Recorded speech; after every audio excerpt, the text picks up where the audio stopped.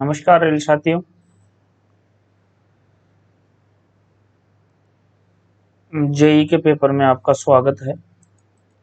और 150 तक हमने कर लिए थे। उसके बाद हम 50 नंबर के प्रश्न की बात करते हैं। 50 तक हो गए थे, 51 में चलते हैं। यहाँ प्रश्न नंबर 51 है। Weight of the 1.2 mm SS welding wire spool being used for welding of LHB cell is। LHB shells की वेल्डिंग के लिए उपयोग किए जा रहे 1.2 mm SS welding wire spool का वजन है, तो ये आपके 15 किलो होता है, जो कि ऑप्शन ए में है। 15 किलो होता है, जो कि आपके ऑप्शन ए में है। तो यहाँ राइट आंसर आपका 51 में ए हो जाएगा।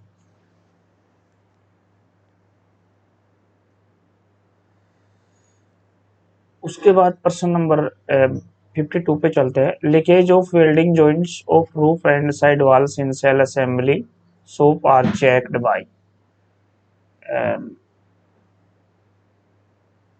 सेल असेंबली सोप में रूफ और साइड वाल के वेल्डिंग जोड़ों के रिसाव की जांच जो डाई टेस्ट होता है उसके द्वारा की जाती है। यह डाई टेस्ट होता है, इसके द्वारा साइड और वेल्डिंग के जोड़ों के रिसाव की जांच डाई टेस्ट के द्वारा की जाती है। तो यहाँ जो आपका ऑप्शन है वो 52 में ए हो जाएगा। प्रश्न नंबर 53 है। 53 टर्म REMS इन IRIS मीन्स। तो यहाँ जो आर का मतलब रियलेबिलिटी है, ए का मतलब अवेलेबिलिटी है, एम का मतलब मेंटेनेबिलिटी है और एंड एस का मतलब सेफ्टी है। तो यहाँ ऑप्शन बी आपका करेक्ट हो जाएगा। यहाँ REMS शब्द का अर्थ आर से आपका रियलेबिलिटी, ए से आपका अवेलेबिलिटी, एम से आपका मेंटेनेबिलिटी और एस से यहाँ सेफ्टी हो जाएगा। चलिए प्रश्न नंबर 54 है। Plasma is which state of matter. Plasma पदार्थ की कौन सी अवस्था है? तो ये आपके इसकी चौथी अवस्था है, फोर्थ। और ये आपके ऑप्शन सी यहाँ करेक्ट आंसर है। 55 की अपन बात करें। Calibration of the jigs installed in cell assembly shop is done by. तो ये आपके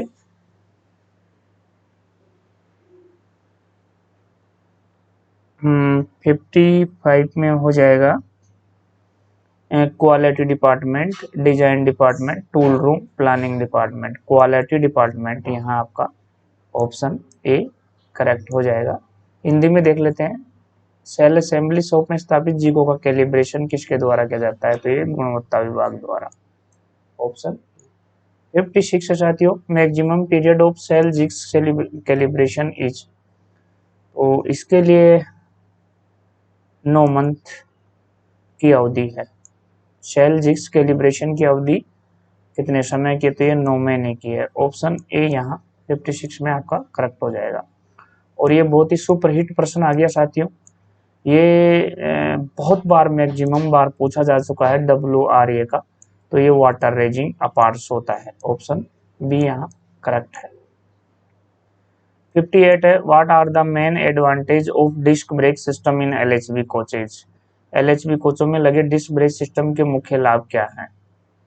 तो यहाँ पे जब हम मुख्य लाभ की बात करेंगे तो पहियों के घिसाव एवं टूट फूट को कम करना, राइट। पहियों का जीवन बढ़ाना, राइट। प्रभावी ब्रेकिंग, राइट। उपरोक्त सभी यहाँ आ जाएगा आपका।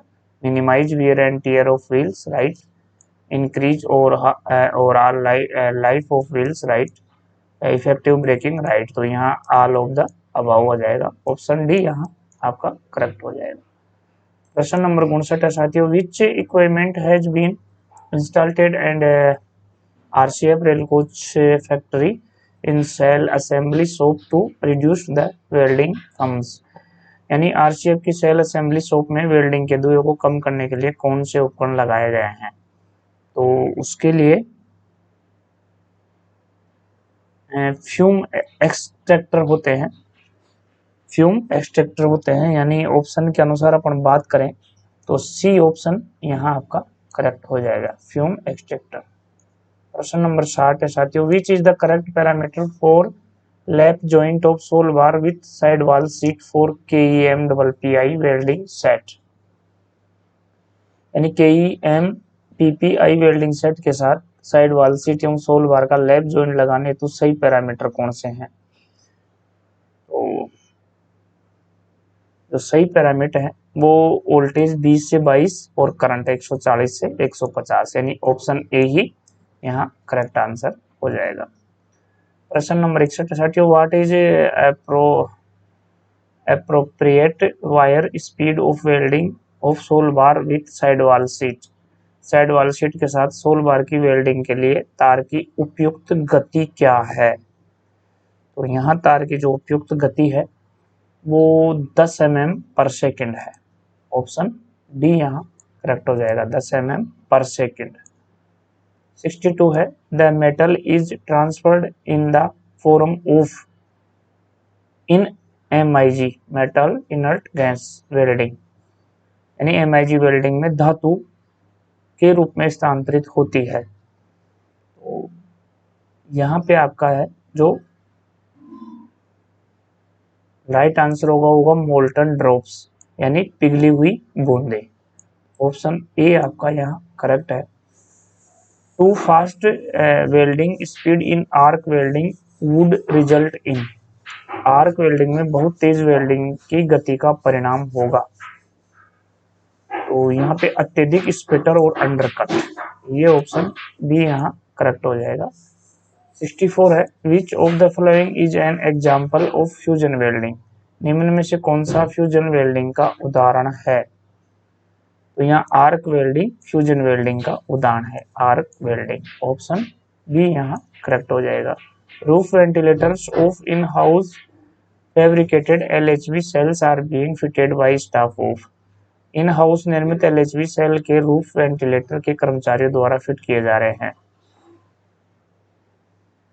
तो यहाँ जो प्रश्न है ये roof ventilator of in house fabricate LHV shell are being fitted by staff, तो यहाँ जो वो जो RCF कपूरथला है वहाँ के कर्मचारी इस प्रश्न को बताएं, क्योंकि वहाँ जो विभाग है या सिविल विभाग के द्वारा ग्रुप 1 के द्वारा या ग्रुप 3 है, ग्रुप 1 और 3 है, किनके द्वारा ये रूफ वेंटिलेटर फिट किए जा रहे हैं। तो ये जो कारखाने में कार्यरत हैं RCF के, वहाँ पे ये फिट किए जा रहे हैं। अगर इस प्रश्न को आप वहाँ और कंफर्म कर सकते हैं, मेरी जहाँ तक इसमें जानकारी है और जिससे मैंने बात करी है उस वहाँ पे जो RCF में जो मैंने बात करी है उसके आधार पे और वहाँ के लोकेशन के हिसाब से ग्रुप 2 के द्वारा ये कार्य वहाँ किया जा रहा है।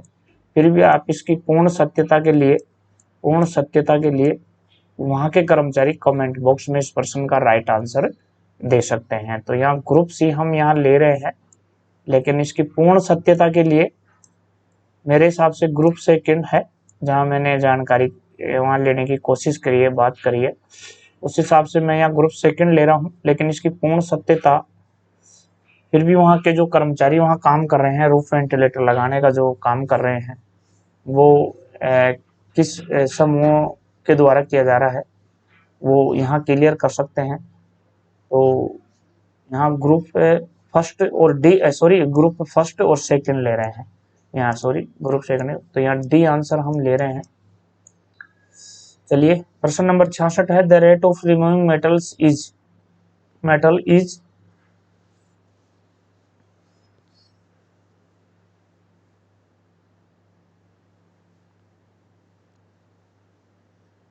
Is by increasing the depth of cut,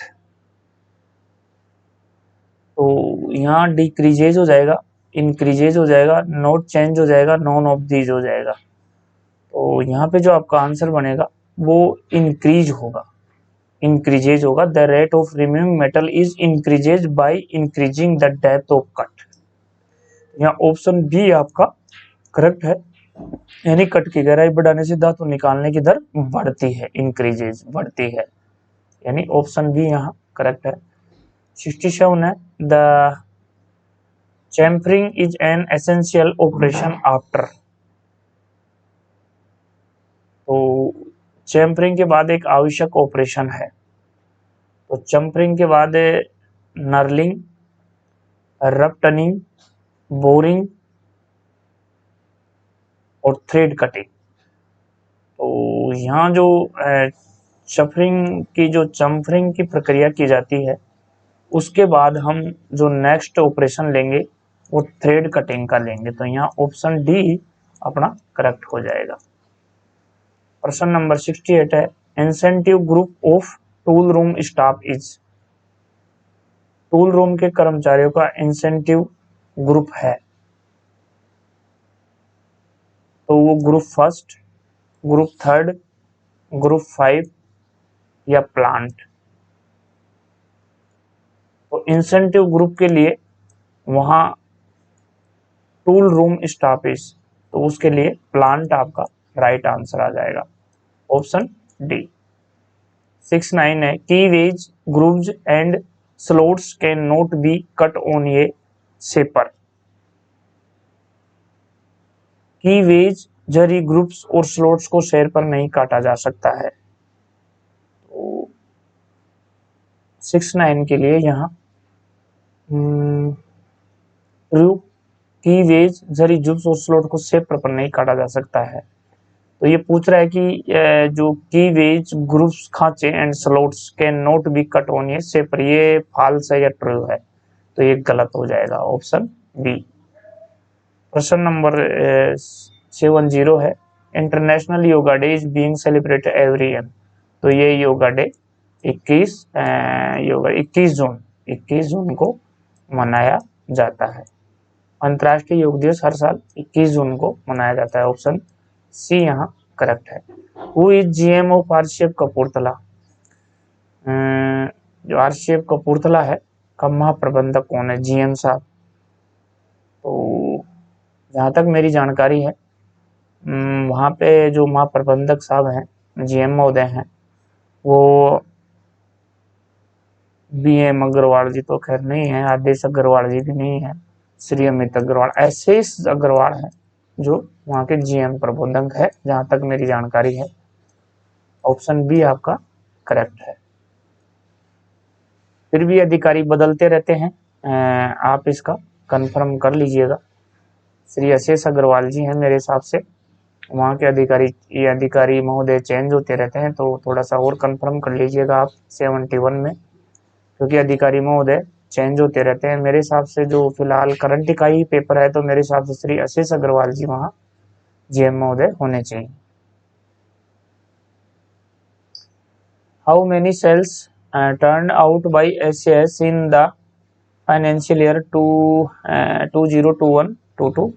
तो ये मेरे हिसाब से इसका आंसर बनेगा, वित्तीय वर्ष 2021-22 में एसएस द्वारा कितने सेल बनाए गए थे। तो यहाँ पे जो आपका आंसर होगा वो होगा 1832, 1836, 1844, 1840।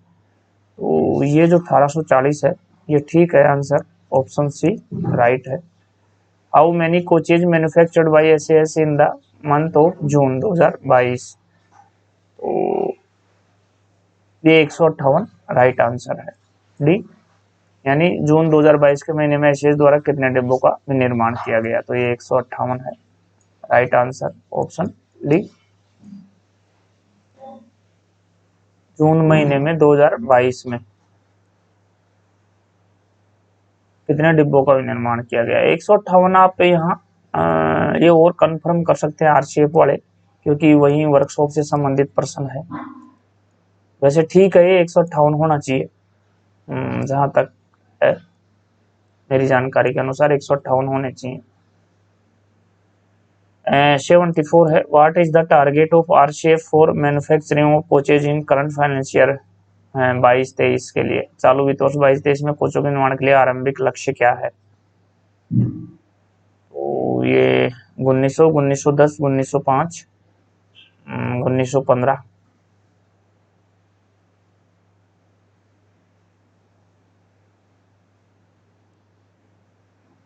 1900 कोचों का वहाँ लक्ष्य है। चालू वित्त वर्ष 2022-23 में कोचों के निर्माण के लिए आरसीएफ का जो लक्ष्य है वो 1900 कोचेज के लिए है। Tractor welding is being carried out at LHV stage. Tractor welding की एलएचवी की स्टेज पर की जाती है। ट्रैक्टर वेल्डिंग किस स्टेज पर की जाती है? तो ट्रैक्टर वेल्डिंग एलएचवी की जो की जाती है वो फर्स्ट स्टेज पे की जाती है। Option A correct answer. 76 है the property of metal by which it can be converted into a sheet is known as. तो इसके लिए जो आपका आंसर होगा वो होगा option B malleability. As per quality control terms NCR stands for. तो ये तो आप सभी जानते होंगे। क्वालिटी कंट्रोल टर्म्स गुणवत्ता नियंत्रण के अनुसार एनसीआर का मतलब क्या है?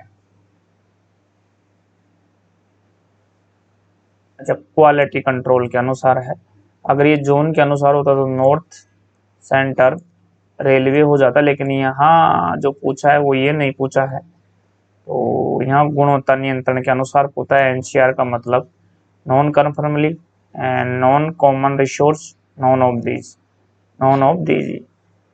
यहाँ एनसीआर का मतलब ये सारे गलत है, तो इसमें डी आंसर करेक्ट हो जाएगा। Static load testing machine is installed in 78% number है। तो स्टैटिक लोड टेस्टिंग मशीन स्थापित होते हैं तो ये बोगी शॉप में होते हैं। बोगी शॉप राइट आंसर है D option. Dye penetration test DPT. Dye penetration test, dye E से पेनिट्रेशन और टी से test. Dye penetration test is being done in SS bay. तो इसके लिए आपका जो आंसर बनेगा वो बनेगा ऑप्शन डी सीएमटी लैब।